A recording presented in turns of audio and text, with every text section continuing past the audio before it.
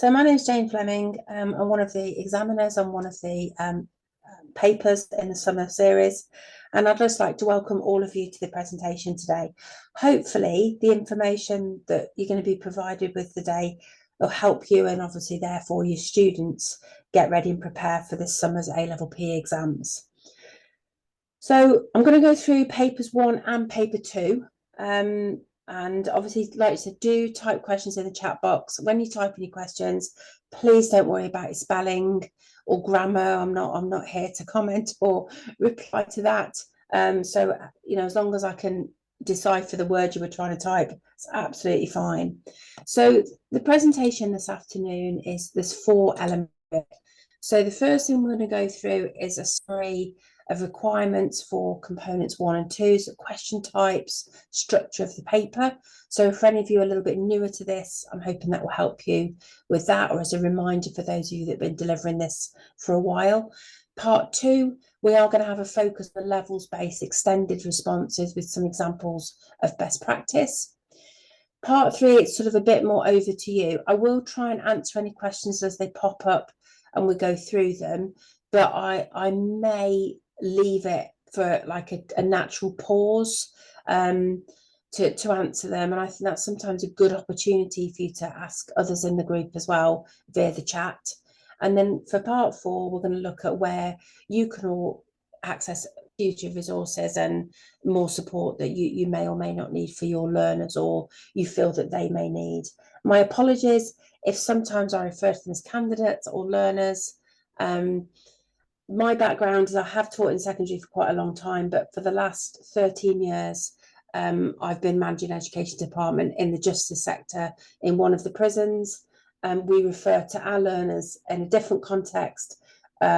So say my apologies in advance if I use terminology that might be a little bit different to yourselves. But fingers crossed we can go through and I'm able to answer any of your queries and clarify any concerns that you have. So hopefully by sort of 6-ish this afternoon, you'll have a deeper understanding of how to prepare for the summer exam, the requirements for both components 1 and 2. And it's like I said before, including the question types and structure of the paper. So for now, we're going to look at examples of best practices along the extended, but we will also show you some examples of best practice across all the different types of questions with some tips for your learners. We are going to, as I say, do a focus on the extended response. You will be aware that each of the papers have a variety of the amount of points that are allocated for extended response answers. And like I said, we're finally then going to look at additional support and resources that is available to you. So let's have a little review of the papers. So for component 1, the scientific principles, I'm going to move you lot in the chat box down over there a little bit. It's 2.5 hours. There are 140 marks available, and the paper is divided into 2 sections, each of which are worth 50% of the overall mark. So we'll have section A, the applied anatomy and physiology, and then section B, we're looking a bit more at exercise physiology and applied movement analysis.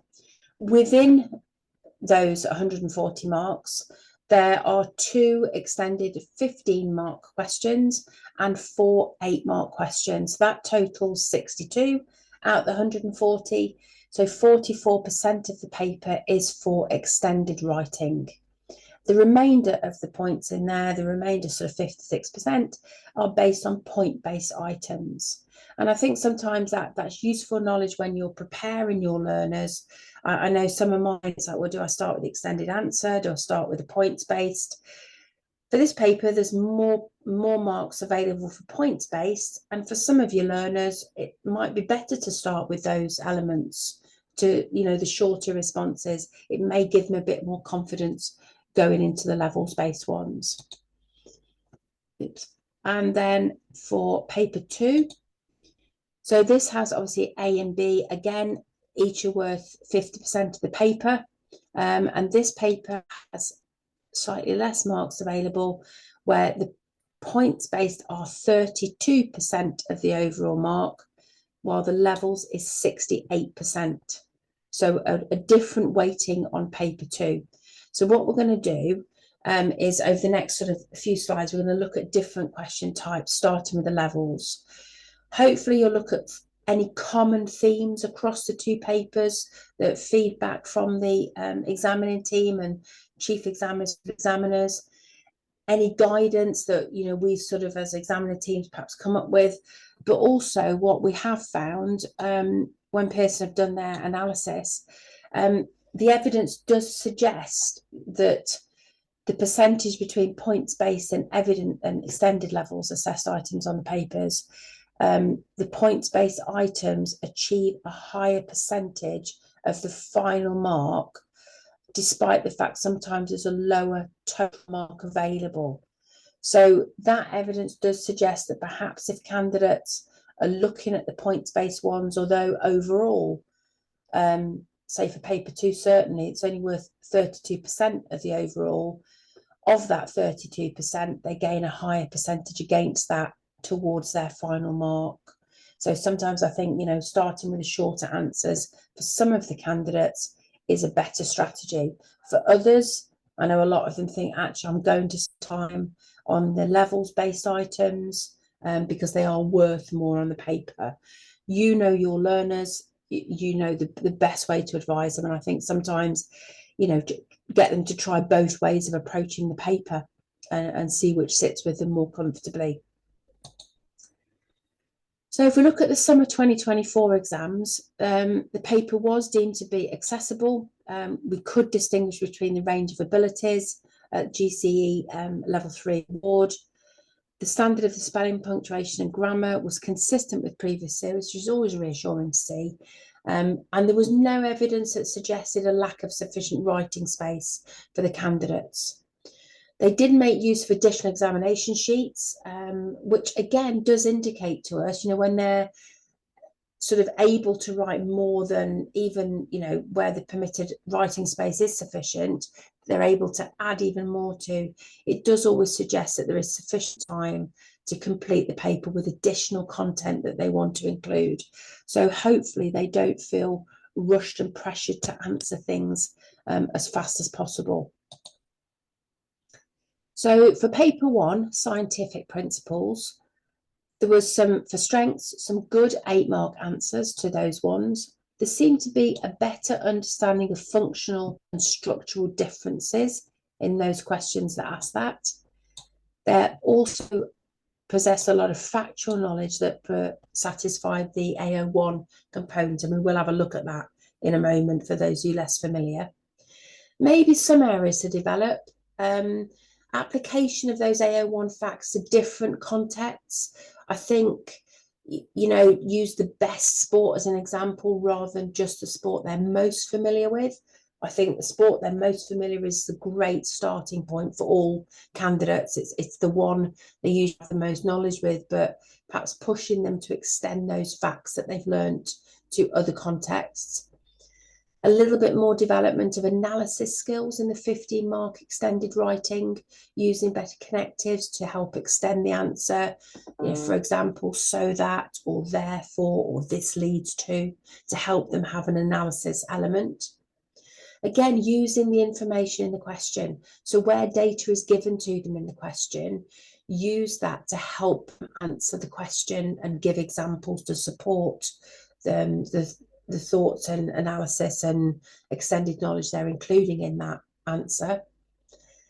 Encourage them to bring calculators and rulers, and if they need them, to use them. You know, it's not a maths exam, so if they've got a calculator with them, they need to measure things out, draw straight lines to show movement analysis, get them to use that. Always helpful for them to learn the spellings and definitions of key terminology. And again, use the unit. So if they're putting data in, encourage them to use the unit that is associated with that data. And again, I think it helps them put it in context. For paper 2, the psychological and social principles, strengths that we saw was an improved structure for the extended item responses. The AO1, the knowledge for many of them was very good for their recall. For AO2, the appropriate and accurate was were for more for some of the candidates. So they were applying again to examples. You'll see in a minute an area for development in association with that actually. And then for AO3, the thread of analysis and evaluation was seen particularly from the higher marked responses, that we were seeing more analysis of the concepts and ideas they were including in their answer. Again, areas for development, but again, this isn't across the board, this is for some of them. A bit of a mix of the use of advanced information, probably a bit more development for that. The application of AO2, again, get them to think of different ranges of examples, particularly, you know, use examples that are more up to date. For AO3, the analysis and evaluation, a little bit more analysis, a little bit more on, like, say, the linking words from before, you know, this could lead to, or the result of this shows, just to get them put a little bit more analysis and evaluation in. Maybe some development of depth of knowledge for the extended items. And again, for those with an asterisk next to them, we are also looking for links to the use of the wider specification. So, you know, what other areas of the specification can they draw their knowledge from and apply it into that question? All right. So hopefully that makes sense. I want to put you lot back up there. I can't see any questions at the moment, but do type them in as you think of them. All right. So one thing I think is quite nice to tell candidates, and I know you do, please don't feel I'm insulting you. It's to prepare the candidate to understand the link between the assessment objective and the command word in the exam. Because what we don't want to do, if the command word, and we'll go through those in a minute, is identify, and they're writing really long descriptive answers to that. You know, we want them to focus. If it's an identify, you know, it should be a shorter response than an explain and an analyze one. Because what we don't want them to do is spend too much time on identify and potentially running out of time for an explain or a describe. So there's 3 assessment objectives which are the quality of the response.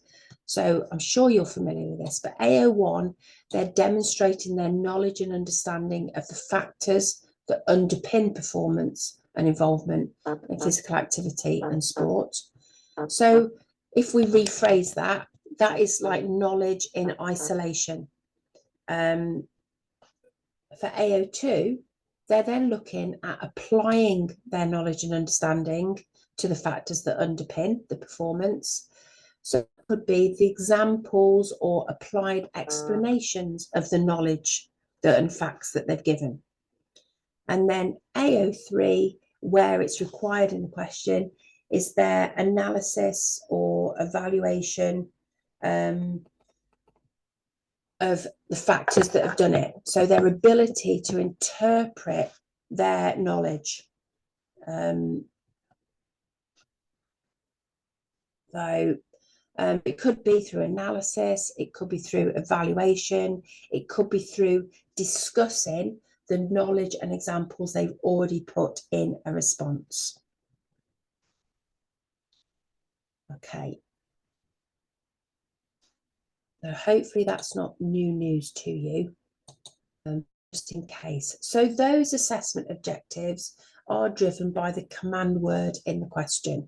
And again, I'm sure you do, but always share with your candidates because it does help them understand. I get mine sometimes to highlight it or underline it in the question so they really can pick out what they're answering about. So sometimes marks are just, they haven't been able to gain marks just because they haven't quite followed the command word in the question. They're already nervous, they're already feeling quite time pressured. So say sometimes a highlighter or something to underline something in the question does help them structure their answer.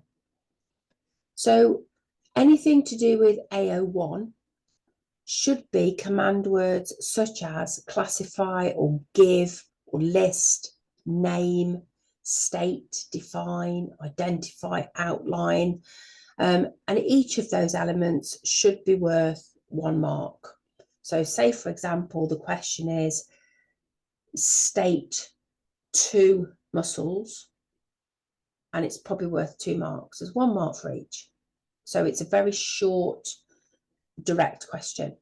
For AO2, usually the command word is describe, and those questions are usually worth between 2 and 4 marks. That's where it sits discreetly as an assessment objective, where assessment objectives are combined. So it might say explain, but what it will say in the question, it will tell them what they're explaining. So it might be that they're going to recall some knowledge which sits under assessment objective 1, and then they're going to give an example of sport which sits under assessment objective 2. And that type of question might be worth between 2 and 6 marks, depending on how many elements they're having to recall and then give an example of. An assess command word would probably be looking at assessment objectives 2 and 3, usually round about 4 marks. If the command word is examine, again, it could be a combination of AO1 and 3, usually about 4 marks. So again, they're going to recall their knowledge, and then they're going to do some kind of analysis or justification of it. If it is a justify command word, it's AO2 and 4, which doesn't always sit in there. And a summarize is across all 3 assessment objectives. And again, usually between 2 and 6 marks.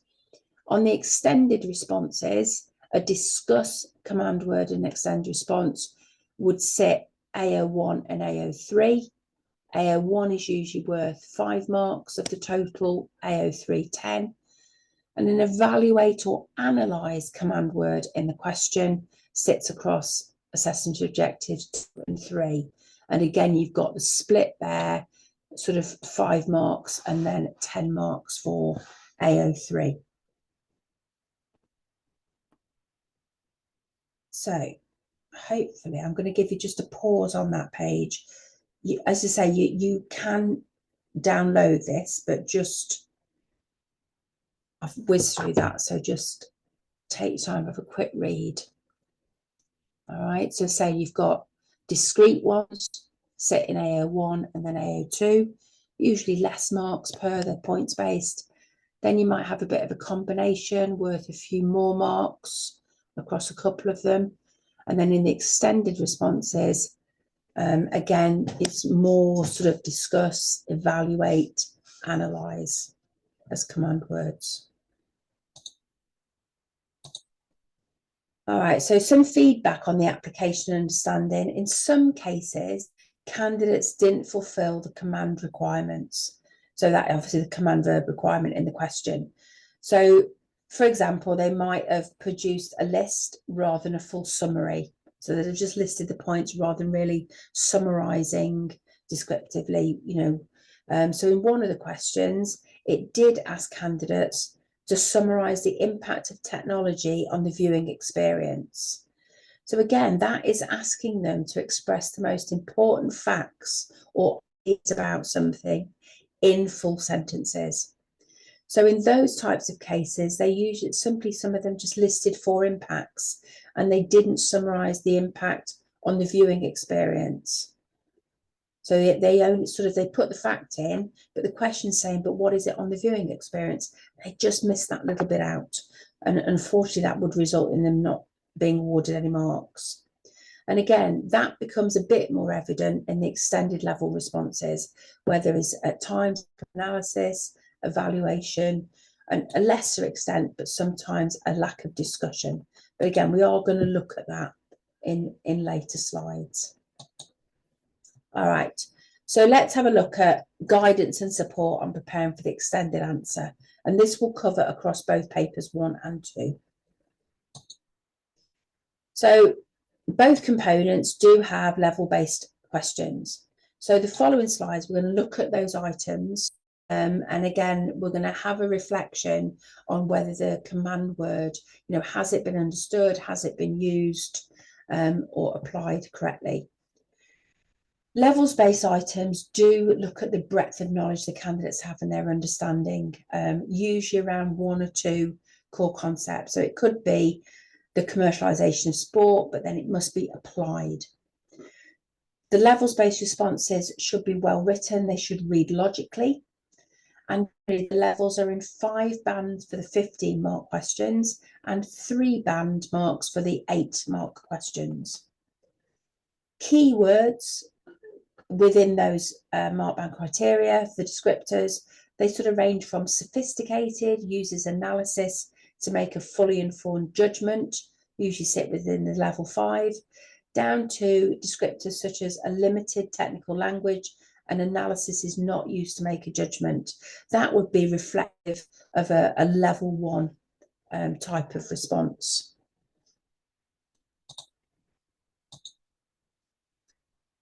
So descriptive statements define a mark range. So for example, a level 1 marks might be between marks 1 and 3, whereas if they're in level 5, they're being awarded between 13 and 15 marks out of 15. The command word, such as evaluate or discuss, has a separate set of descriptive statements. And again, they progress in demand from level 1 to level 5. Level 5 demands a response to show a sophisticated response, very demanding criteria obtained, usually only by a few candidates. The levels do allow for some leeway when accessing a candidate's work, apologies. And they're not based on points, rather it's on the overall quality of the response. So when they're being marked, examiners don't go, oh, you know, they've included 5 key facts, that is 5 marks. It is reflective of the command word. Have they evaluated it? Have they discussed it? Have they analysed it? Have they used other elements where required across the specification and the breadth of knowledge? And again, please encourage them not to guess facts. Sometimes, certainly on component 2, we sometimes get wrong years or wrong examples, say for Olympic events. And it actually just exposes a lack of knowledge. So if they don't know the fact, teach them, you know, encourage them to phrase it without needing a concrete fact if they're not sure that that is correct. So sort of a little bit of exam technique, say rather than putting an incorrect fact in. Incorrect, the side of the that discussion, isn't there? They may think that the fact they've written in is in fact correct, but they say if they're not sure, encourage them different ways of writing it. Responses do require candidates to show a depth of knowledge which is applied, and for the assessment objective 3, whether it's like analysis, evaluation, compare or discuss a topic. So a few points to note on the extended answers. They must demonstrate a clear depth of knowledge and understanding of the topic. So maybe like compile the 10 things you know about, for example, aggression theories or types of aggression, reasons for it. And that in itself can become a revision list. If they fail to answer the specific question, and that at times has been a bit of a major concern, they could spend a session just practicing what they understand the question to mean. You know, like I said to you, I do get my candidates to take highlighters into exams or underline stuff. As long as where they write their response is clear for the examiner to read, you know, use the exam paper to help them, get them to get keywords. And I think sometimes, you know, examination preparation lesson is, well, for this question, you know, what is the question asking of us? What kind of information do we want to include? You know, what does the examiner want to read about? What do we need to tell them that we know about? And I think especially this year with Easter being so late, and I know it's a relatively short turnaround for some of the exam dates coming back from Easter, it is an exam skill in itself, as we all know, to pick out actually what is the question asking. So sometimes a bit of practice in that, a little bit of, you know, discussions across tables as to the type of information. The use of applied examples does help to demonstrate a depth of knowledge, but as I say, make sure it's correct. maybe get them to compile 4 examples for each revision topic, making them, up to date, make them contemporary. And again, this is particularly psychological contemporary paper 2. Get their examples up to date. We don't, if there's a question on drugs in sport, we don't keep wanting to read about Ben Johnson. I think most of them weren't born at that time. So get them to think of up-to-date examples. In fact, all of them wouldn't have been born at that time. There's a scary thought. And there is evidence to show there's sometimes a lack of analysis or evaluation. So some of them are quite in knowledge, some of them are quite good at giving us examples and applying it, but particularly when they get in towards the end of their response, they're a bit more hesitant at giving us a judgment. An examiner isn't here to say whether that judgment is correct.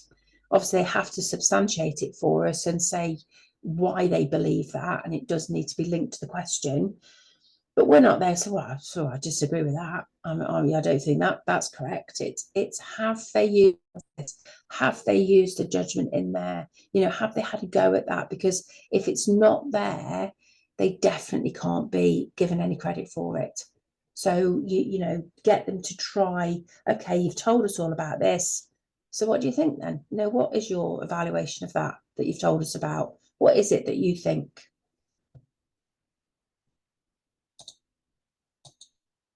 Okay, so key tips. Bit obvious, but tell your candidates this, because you never know when they get in the exam. Keep it focused on the context of the question. Apply it to the best sports that support the points they're making. So action, reaction, great example, trampolining. Don't just use their own sports. It is a bit of a comfort zone for them, I think, and not a bad starting point. But get them to use others, like moment of inertia, great example from ice skating. And again, we sometimes see other responses will only focus on one sport, get them to use different examples. For analysis, ask them, so what? So I've said that. Okay, so why? Why have I said that? So what is that telling me? Why have I included that? What justification am I going to put? I've told you about this. Why have I told you about it? Why do I think that's important?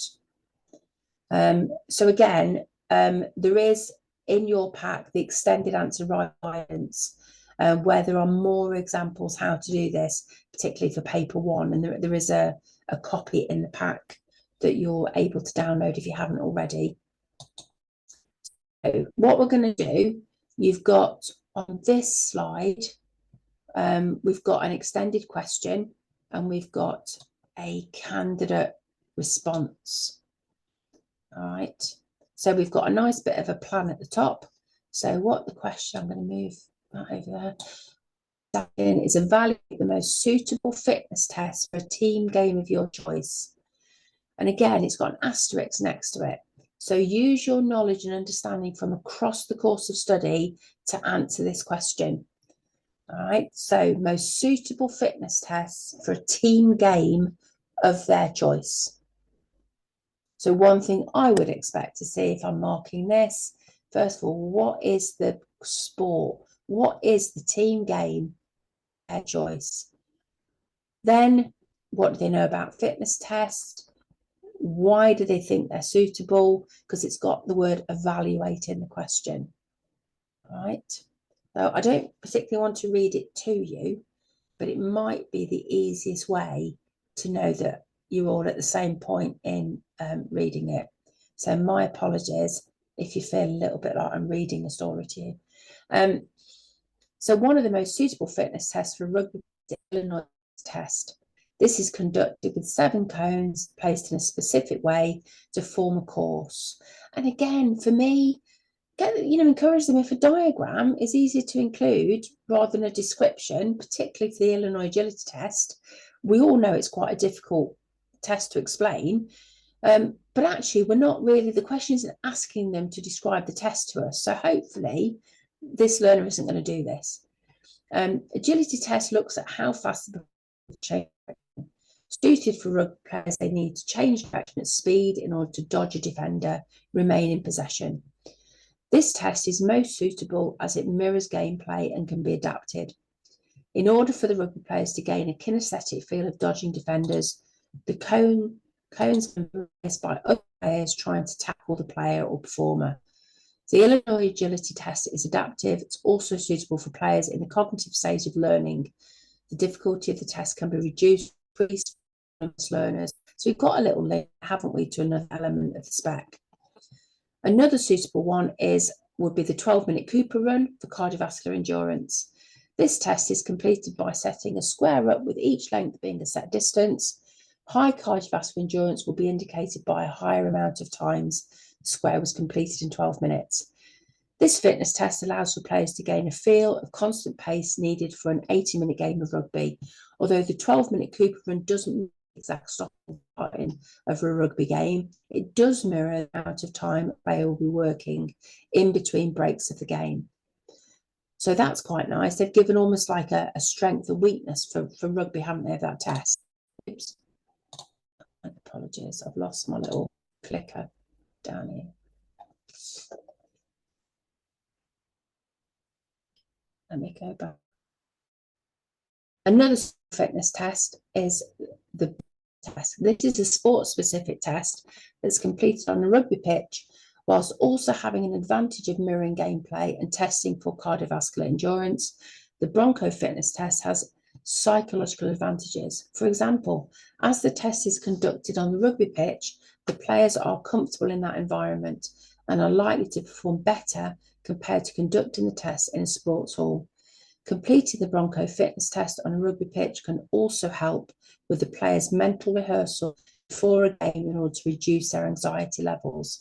So again, we've got a little link there, haven't we, to the psychological aspects on the specification. All right. So spend some sessions looking at as many topics as possible. You can use mind maps techniques to see what the wider content can be applied to in a topic. You know, how does this link? Like there, we've got psychology in that response. We've got about reduction of anxiety. We've got about, mental rehearsal before a rugby game. Mark schemes will always contain examples of the wider content. Use them as practice questions. And this helps them link and think, differentiates between the most able and the least able candidates. Think of how it links or why it links. Can you link anxiety management to aggression? If the knowledge is relevant to the question, it cannot as such be wrong. And paper 2 has the opportunity for wider content, even beyond the specification of relevant. Again, engage the students in research exercises to read around topic areas. And like I say, I've got to be honest, as someone that marks one of these papers, when you do see a candidate that's clearly done some research and you are reading some slightly different information, the 50 or 60 of answers of this question, it's almost a little bit refreshing, but we are still going, okay, is it relevant? Have they analysed it? Is it correct? But it's nice to see when they do look at other examples and other opportunities to link information. So key points, especially for paper 2, extended questions examine both the applied depth of knowledge candidate to access levels 4 and 5. So 68% of the paper, or 68 out of 100 marks. There's 1 8-mark item across 3 levels and 4 15-mark items across 5 levels. 2 of those 15-mark extended responses have an asterisk, which again is the opportunity to include areas from across the spec. And they do demand to see a structure to the response.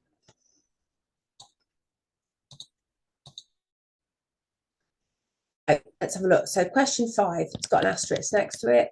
Analyse schema theory and its implications for both a coach and a performer in optimising performance. Use your knowledge and understanding from across the course of study to answer this question. So they needed to show an understanding of what schema theory was and a command word of analysis, analyse. And again, we're looking at recall recognition schema. Then they should have applied examples that were used effectively to further demonstrate a high level response answer. Wider exploration of how it affects both the coach, so for example, like coaching styles, practice formats, application of skill classifications, and also former, so things like transfer of learning, psychological skills training. But remember the asterisk to include the wider knowledge to access level 5.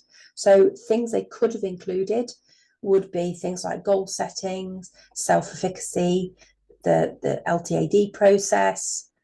And remembering that analyze requires the candidate to examine something methodically and in detail, typically in order to explain and interpret it. So we wanted them to tell us about the theories. We wanted them to tell us how, what are the implications for a coach and a performer to optimize performance. And actually, we also needed to know they understood it. So again, if they go through something quite methodically and in detail, and they're applying it, and they're telling us why it's useful for the performer and the coach, and how it can optimize performance, they're showing us that they're doing it by telling us why, this would be useful to the coach in this way, because it would show this.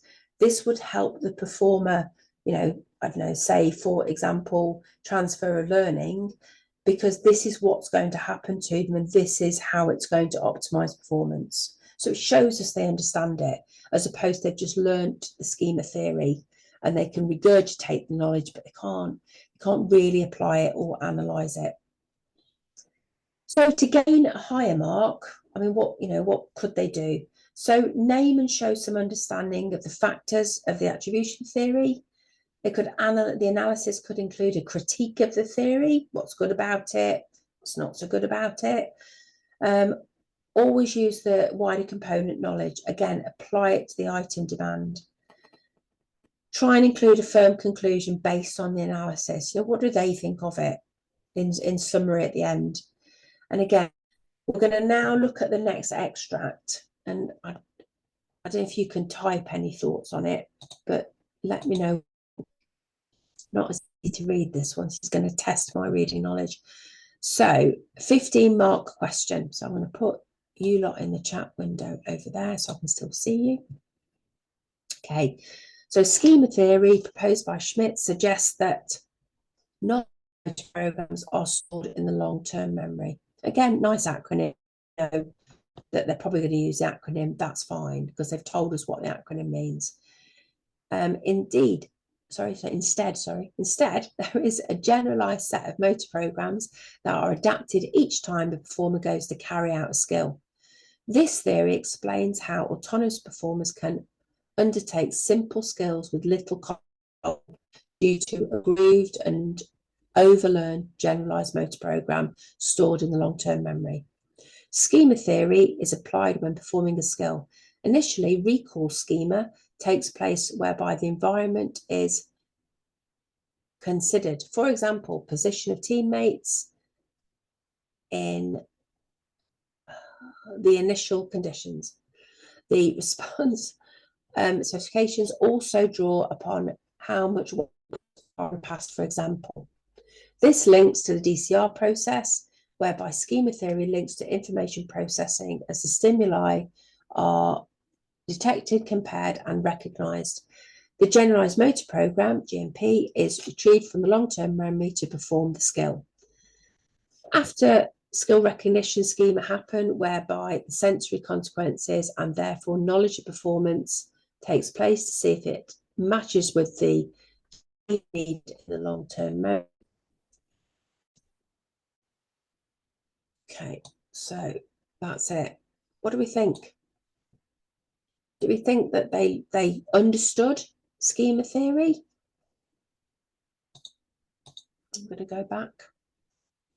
It's short, but there is actually quite a lot in there. They've used quite a lot of language. But I suppose the question would be, you know, have they really, really analysed it? They've started it, but I suppose we would wonder if they really had, I suppose, finished analysing it. Okay. So another question was on that paper. So I'm trying to move this chat bar around the screen as I'm talking to you. So question 16, so this was an 8-mark. Examine the historical influences that the former East German sports system had on the provision for UK sport. So we've got the command word of examine. So we want them to either justify or exemplify a point using analysis or evaluation. So we want specific examples from the UK provision that match the East German provision. Ideally, 6 to 8 examples with full marks with the correct examination. So for example, East had state funded or some sponsorship or a centralised model or centrally controlled. The UK has lottery funding and a mixture of centralised and decentralised models. National governing bodies largely run sport with UK Sport and Sport England. So that shows us they know the East German model have this central control, this central funding, and then they're telling us, well, actually, in the UK, what we've done is we do sort of use central funding in the form of lottery. However, it's a bit decentralised because national governing bodies are sort of, they liaise with UK Sport and Sport England. So we know they understand what's been taken from the East German model, but also how the UK model differs slightly. So we know the influence, but we know that they understand the differences. So for them to gain probably extra marks, we want to show us a depth of knowledge beyond simple list of East German factors, or a knowledge of East Germany and UK with specific examples to examine. That was a bit limited. It was like, well, this is what the East Germans did. Here we go. And they didn't really link it fully with what was happening in the UK with specific examples. Again, avoid making generic statements in answers, in this case, in relation to elite sport or state enforcement of sport and participation. And again, every single question, regardless of the specific command word, requires some form of analysis so that they understand what it means. Do they understand what they're writing about? And analysis will show us that they do. So make sure candidates know what the question is looking for. And it is worth practicing it in the months leading up to the examination. So let's have a look at the next example. So East German sports systems in full-time athletes and coaches.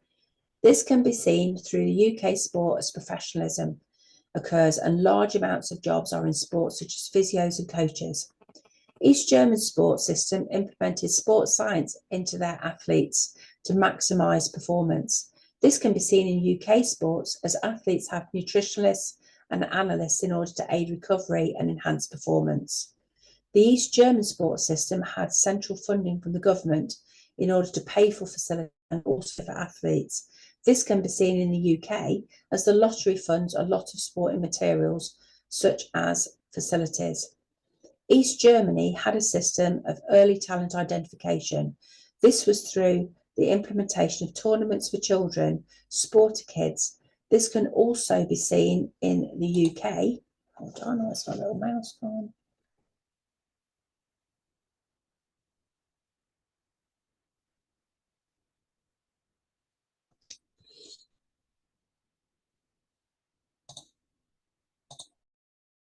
Okay, so quite a few points on that one.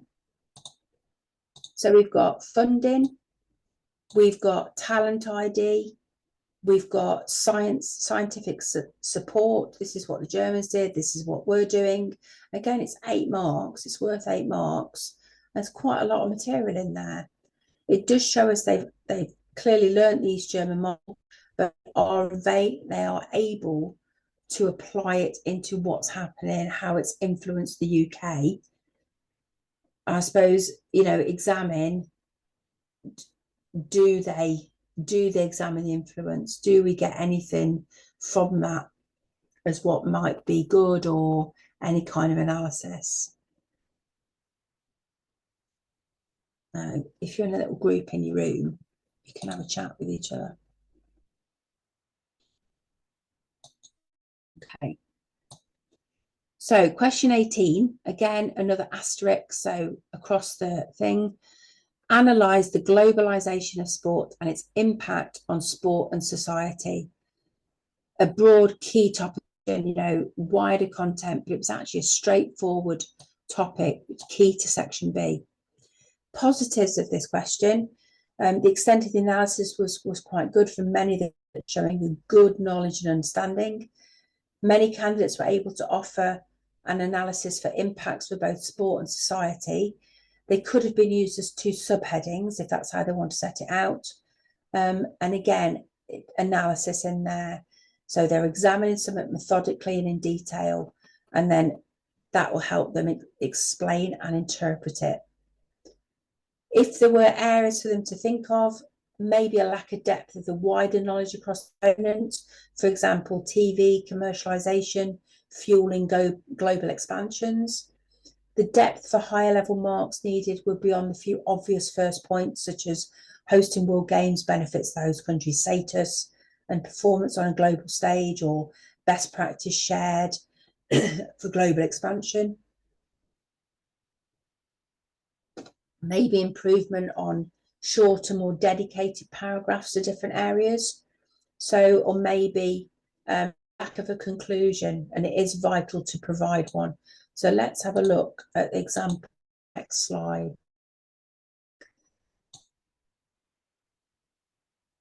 So let's have a read. Now, we experience the sporting labour migration, which allows new tactics and strategies to be introduced to new countries spreading sport. Technology has also allowed sports and games in specific countries to become more popular in different countries. For example, America or in the UK. On the other hand,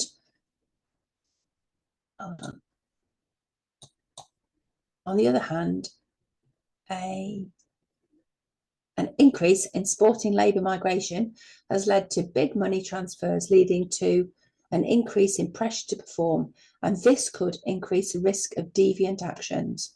Also, athletes can lose their identity with their countries, and the globalisation of sport has meant that sport has become a political segment. This can be seen through the Black Power movement in Mexico in 1968, Tommy Smith, John Carlos more recently with the Black Lives Matter, and taking a knee in sport.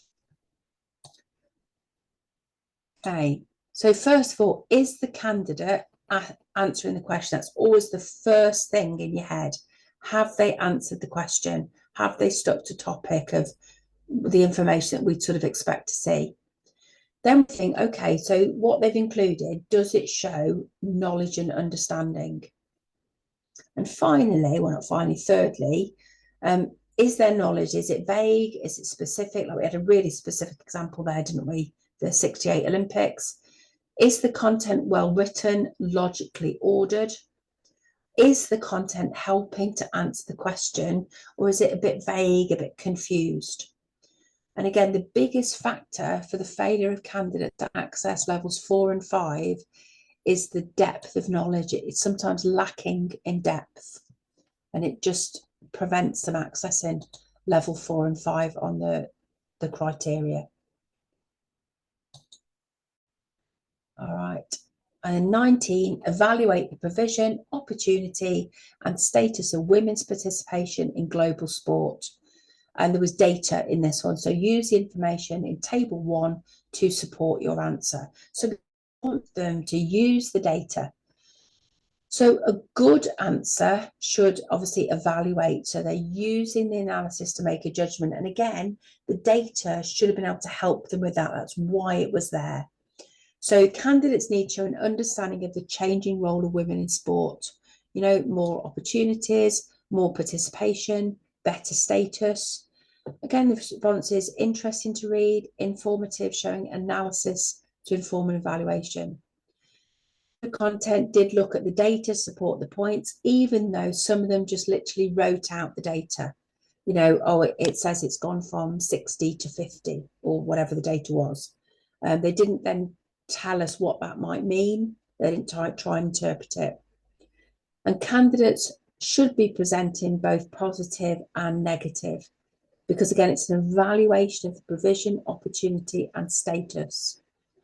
So try and avoid failing to answer the question. Like I said, it seems obvious, but sometimes it is a bit evident.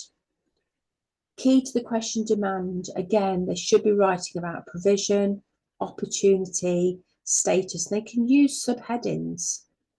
Don't limit the content to a narrow area. Again, for this question, not just performing, but actually wider roles in society across different age groups, other factors, funding, images. Avoid dated examples. Again, it kind of shows a lack of current knowledge. And sometimes examples are over-explained and it wastes a bit of writing time.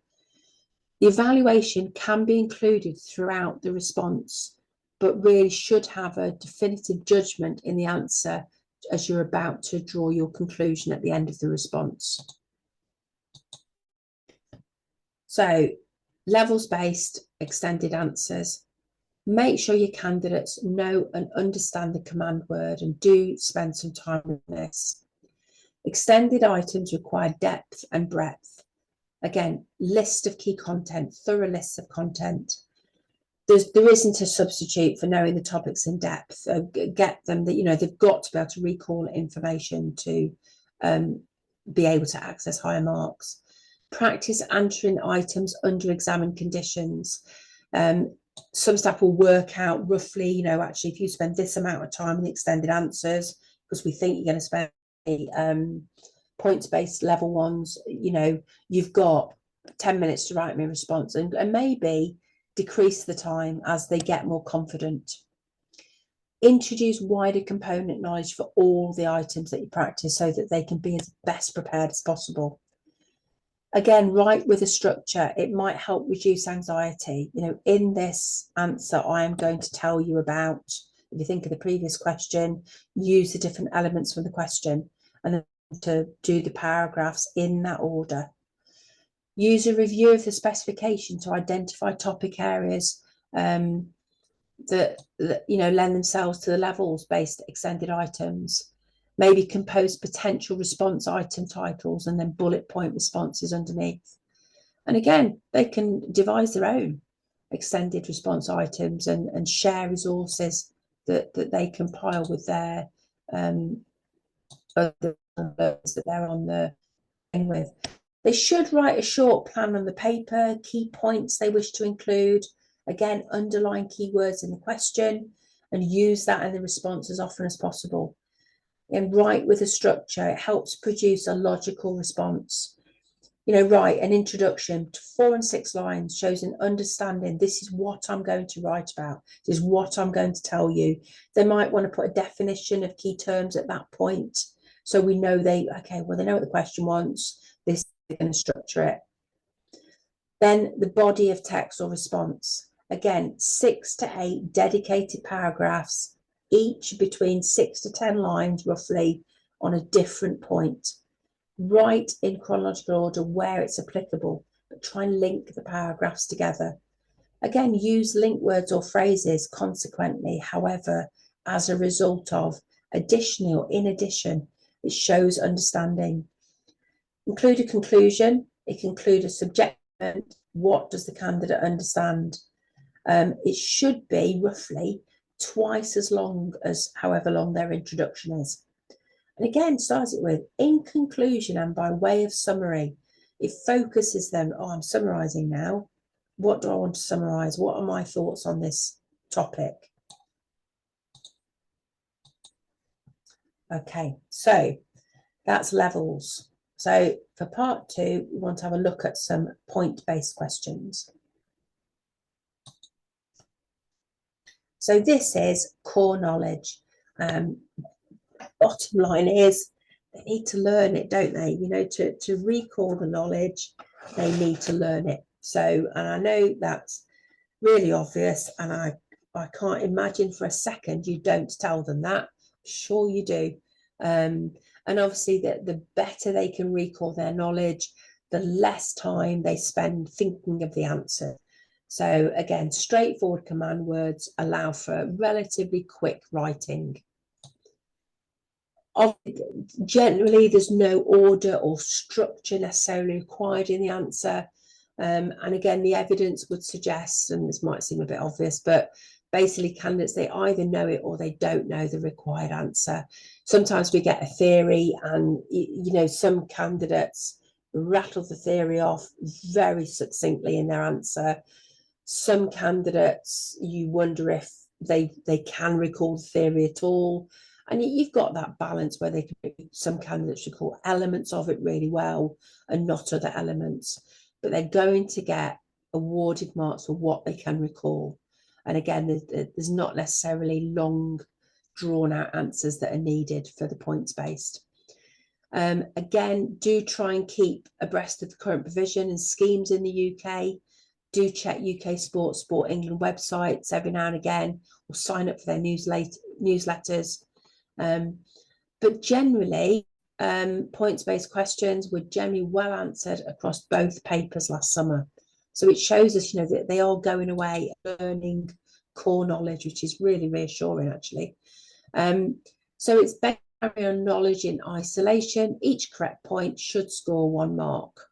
It'll cover the whole of the spec, and they're known as short-term closed or short-term open responses. If they're asked to define something, learn them as close as possible from the specification. You know, make sure they've got that, a glossary of terms.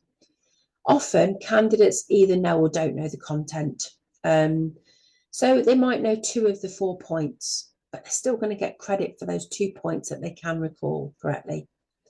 They need to spend as much time as possible going over the core knowledge of a topic, you know, 4 attributions of Wiener or the 4 types of aggression.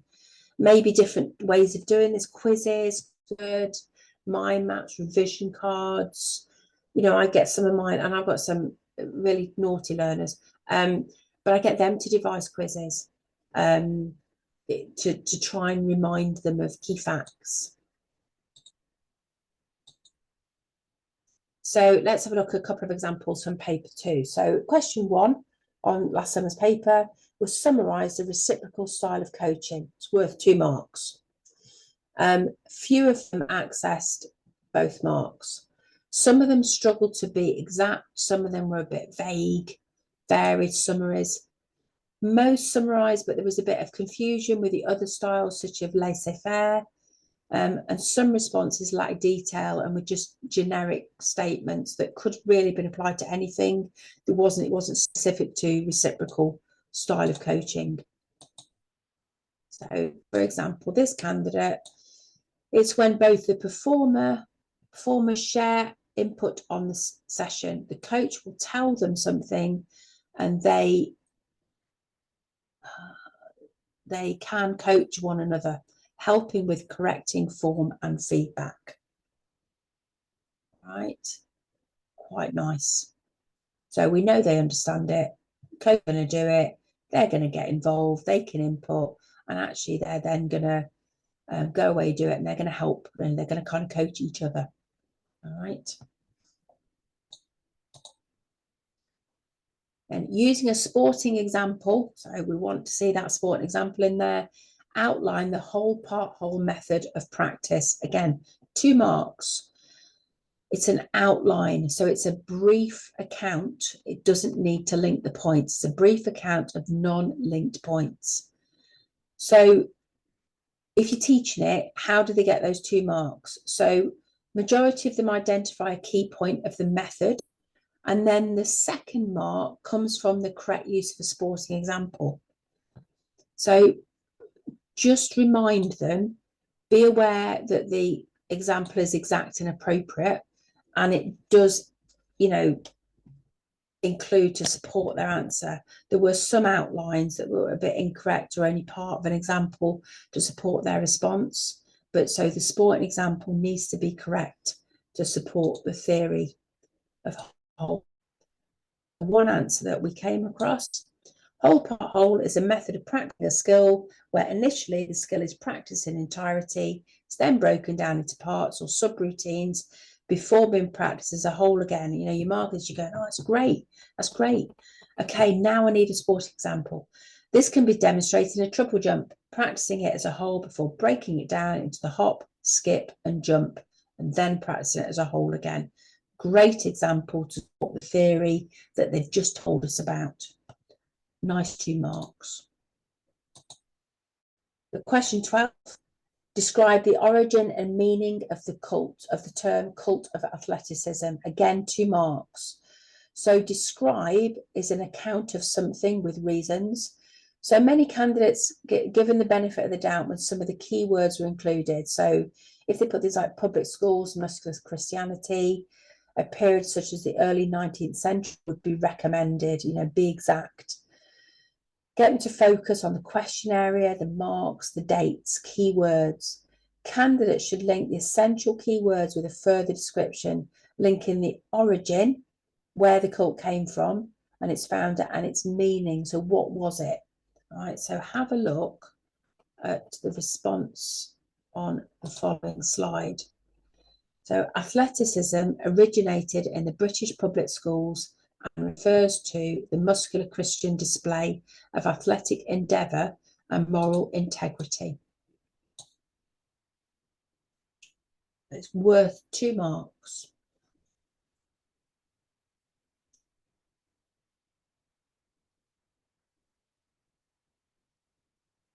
So have we got the origin of it?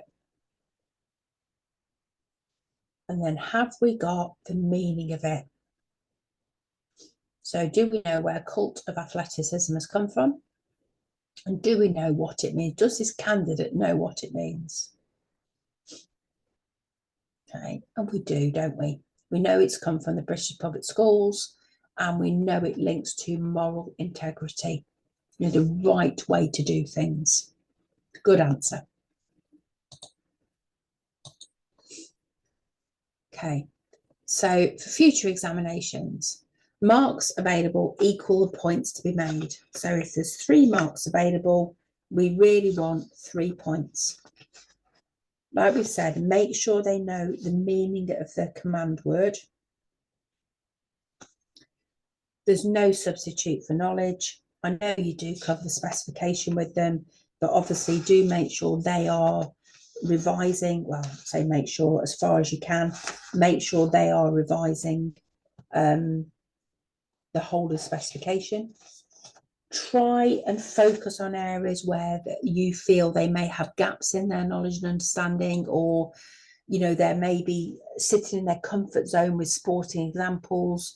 Again, get them to extend their examples out to be the best sport to use as an example, and make the examples contemporary, make them up to date. What is happening in this sort of time period in sport. Okay, so this slide is not an exact science, it's a rough guide. So on paper 1, you've got 150 minutes for planning and writing, and extended essays are worth just under half the marks. So maybe tackle the long answer questions first so you don't run out of time, but remind them to keep an eye on the clock. All right, but for paper 2, we've got 120 minutes overall for planning and writing. And the 15-mark questions, 80 minutes max. All right, then that leaves the 8-mark question, maybe 10 minutes. And then you've got between 30 and 35 minutes to tackle the points based that are worth 32 marks in total. You're looking at kind of a minute a point, but they've also got to read the paper. So those 15-mark questions, I mean, if they can get those down to 15 minutes, that's brilliant, to be fair. It gives them slightly longer for the points based. But again, do they start with the points based ones, because they can potentially get 32 marks and then go to the 8-marker and then go to the 15. Some of them will want to work logically from start to end through the paper. Just get them keeping an eye on the time, so they're managing their time so they don't run out of time. And obviously, particularly for paper 2, you know, there is the two sections of the paper that do test different areas of knowledge. Are they better at the section A than they are section B? Are they better at section B than they are at section A, confidence-wise? But again, it's just balancing the time out between the different types of questions that are on that paper. What we don't want them to do is do the, you know, 15-mark question, and they are worth a lot of marks on the paper, but spending 90 minutes, 100 minutes, and then leaving themselves 20 minutes to do the last 40 marks. You know, it's not a very, very long time. So for paper 2 in particular, it's time managing it, 120 minutes. So, and there's 100 marks, so it's about a mark a minute, roughly. However, with that being said, there's no evidence from past series that they've run out of time. So you can answer the paper in any order. Do you want to do the 15-mark ones first? Do you want to do section A and then do the points base, and then again do section B, 15 markers, and then do the points, and then maybe do the single 8-mark question last? And like it says there, 18, 20 minutes for each of the 15-mark questions, or they will potentially run out of time. So the paper isn't suggesting that, particularly last summer. You know, the papers we had in did suggest that they did have time to work logically and not rushed through the paper. You know, where there was knowledge missing, I don't think it was lack of time. It was they didn't have the answer. So don't overload your candidates with more and more information in the weeks leading up to the exam. It is daunting. The more and more information does increase their anxiety, as you all know. You know, I mean, great time to link to the psychological aspect of preparation for sport. You know, when they're preparing for their competitive performance, how do they sort of rehearse their performance to keep the anxiety lower? They can use the same techniques going into the exam. Again, put it down in manageable chunks. Try and get the revision notes maybe down to 1 page. Again, you know, think of the application, or what 10 things do I know about this? They could start at 4 things they know about it, and then 5 things they know, and build up from there. And again, I'm sure you know this, they do like different styles of learning. Some of them want a structure. I'm going to do an introduction. I'm going to use this sentence at the start of my introductory paragraph because it helps focus me. At the end, I'm going to use this sentence to start my summary because it will remind me. So the first thing I'm going to do, I'm going to open my paper and I'm going to write that somewhere on the paper to remind me that's how I want to start my introduction. That's how I want to start my summary. All right. Again, practice the levels-based questions under times conditions. They could write essays collaboratively, start them in 3s. What we're going to put for the, you know, we're going to spend 5 minutes writing our introduction. What we're going to write, we're going to spend 10 minutes thinking of 3 paragraphs. And as they get more into it, they'll be able to get 4 paragraphs in that 10 minutes. Again, what you can do is get old questions and older, you know, look at the principal examiner's reports. There's always examples of candidate work in there. By all means, use the ones off this. You know, get them to look at it. What mark scheme would they use? You know, how do they think it links? What mark would they give it? How might it improve on what's already been written? Get them to use the mark schemes. You know, I think that's a really useful tool for them so they can see, you know, actually, this is what the examiner uses. So what can I take from this? Get them to self-mark work. Obviously, then, you know, do always check it yourselves. See if you've got differences of opinion.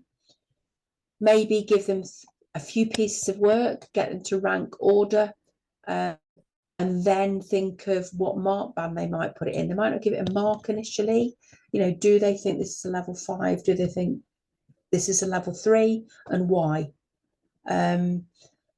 Make sure they're not just rewriting answers to questions on similar topics. You know, don't get them too much going, I'm going to practice this topic, practice this answer, and I'll just regurgitate it in the exam, because we want them to answer the question that's asked of them in the exam. All right. So try and give them different types of questions to look at and different answers that may have been given, and, you know, apply them to mark schemes. You know, the mark schemes aren't secret. Let them look at mark schemes. Like I said, get them to level them, and then maybe see if they can give it a mark.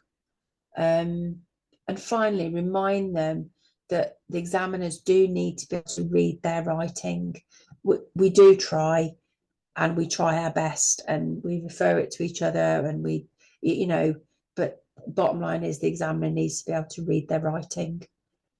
So please ask them to write as clearly as they can. So reality for most candidates that don't obtain marks or points or on levels is a lack of topic knowledge. The levels-based ones sometimes suffer a lack of structure. It's a bit higgledy-piggledy. They jump from one thing to another. And again, they must go back to the command word. Am I supposed to be discussing this? Am I supposed to be justifying it? Am I supposed to be analysing it? Is this an asterisked question? Therefore, I need to look at other areas of the specification that I could link this to. Like I said there, you know, wider specification, has it been used for the asterisk questions? And again, for us, I'm sure you tell them, but just remind them, it's got an asterisk. They need to think beyond, you know, across the specification. And again, get them to use up-to-date examples, you know, and keep them to the point. Don't get them to go into 5 paragraphs explaining the example. You know, the example is there to support their knowledge and analysis or judgment of the topic.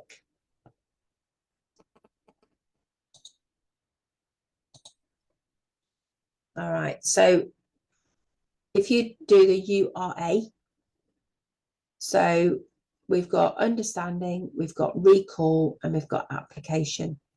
So do they know it? Can they remember it? And then can they apply it to the command word in the question?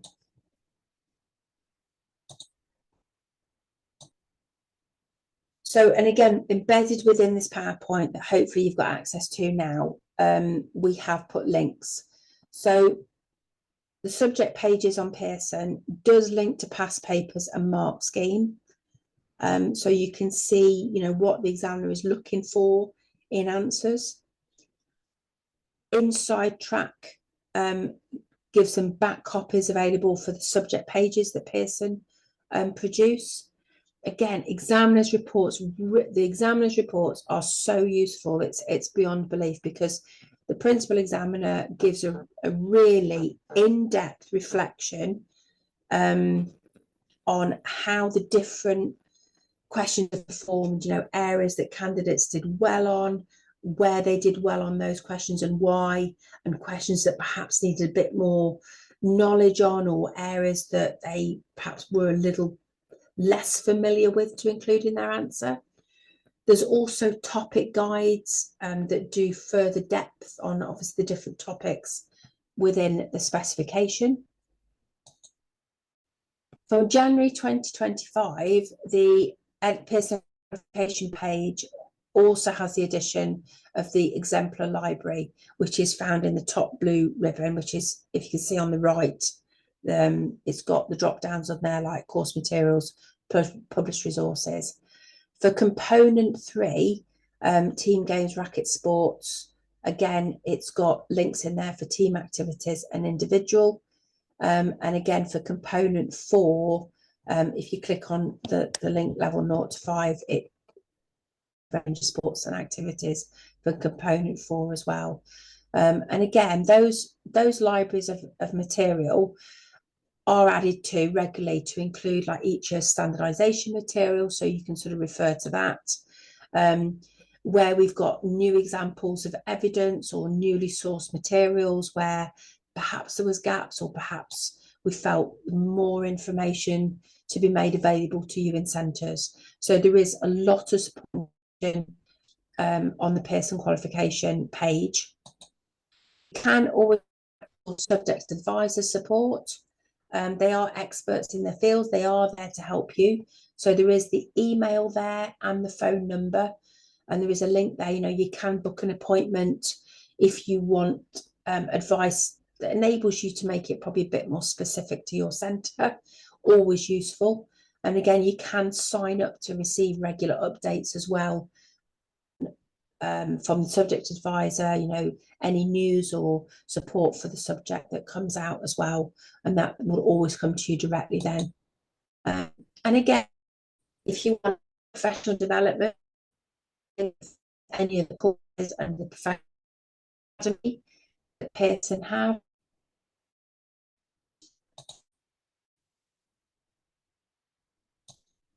And then obviously what's really important to us, feedback. You know, if there's anything, there's obviously other events differently. There's a review of the exam papers. However, just any feedback helps us tailor our development material to meet your needs. So do let us know what you think, you feel we could be done better, more information that you know might want to be included. The responses that have been in this presentation are taken from the principal examiner's reports, and the principal examiner's report does go into more as to, you know, this answer showed this, or this was a good answer, or from this answer, as you can see, the candidate was only awarded, for example, 2 of 4 marks. This is why. So it gives you a greater depth of insight as the, you know, how the mark scheme was applied to candidate. So that is about it for me. I really do hope you found that useful. And please do fill the feedback in, and do look at other training events that Pearson have got available, and, you know, do get on the Pearson website for other materials. I think a centralised area where we can all go to, it is so useful, and it is updated whenever new things are found, and things that the expert team do find that think will be useful. And if you haven't seen it already, do get yourself a copy of the Chief Principal Examiner's reports for both of those papers. So thank you for your time this afternoon.